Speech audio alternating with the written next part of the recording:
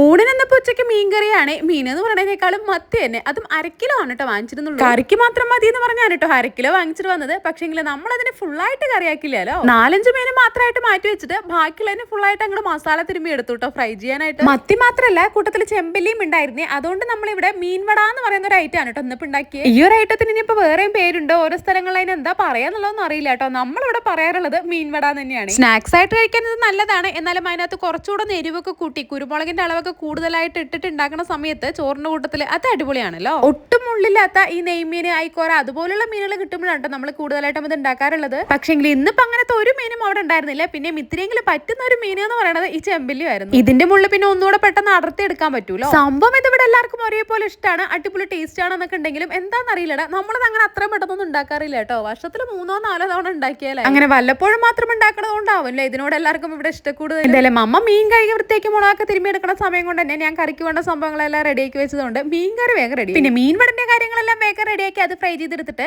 അതേ എണ്ണയിൽ തന്നെ മസാല തിരുമ്പി വെച്ച മത്തി കൂടെ ഇട്ട് വറുത്തെടുത്തു. പിന്നെ പപ്പടം, ഉള്ളിപ്പൊക്കോട അത് നമ്മൾ ഉണ്ടാക്കിയതെല്ലാം വാങ്ങിച്ചതാണ്. ഊണിന്റെ കൂട്ടത്തിൽ അതുകൂടെ കഴിക്കാൻ ഇവിടെ ഇഷ്ടമാണ് കേട്ടോ. അതൊക്കെ ആയപ്പോ ഊണുഷാർ.